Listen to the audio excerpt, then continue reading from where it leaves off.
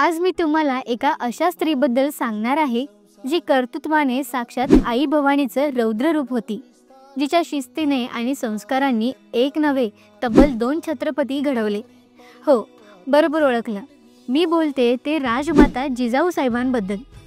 शिवाजी महाराज हिंदवी स्वराज्याचे संस्थापक, पण शिवाजी महाराजांच्या कोवळ्या बालमनावर स्वातंत्र्याचे, धर्मरक्षणाचे, पराक्रमाचे आणि जनतेचे कल्याण साधण्याचे संस्कार बिंबवले ते जिजाऊंनीच। शिवाजी महाराजांचा स्त्रियांबद्दल आदर असो वा रेतेवर प्रसंगी आई तर प्रसंगी बापासारखं जीव लावणं असो, यात त्यांच्यावर जिजाऊंचे झालेले संस्कार दिसतात। शंभूराजांच्या आई सईबाई फार लवकर कैलासवासी झाल्या। त्यांच्यानंतर संभाजी महाराजांची पूर्ण जबाबदारी आली ती जिजाऊंवरच।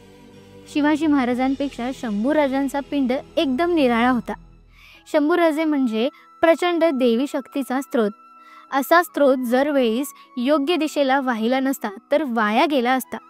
शंभूराजांना जिजाऊंनी खूप उत्तम सांभाळलं, त्यांच्यावर स्वराज्याचे संस्कार केलेत।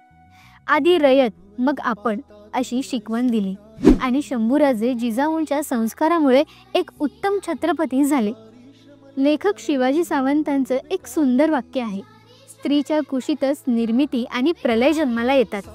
जिजाऊंकडे पाहिलं की लक्षात येतं की जर त्या नसत्या, त्यांनी हिम्मत केली नसती व त्यांनी पुत्रप्रेम बाजूला सारून देशप्रेम नसतं दाखवलं तर स्वराज्य निर्माता निर्माणच झाला नसता।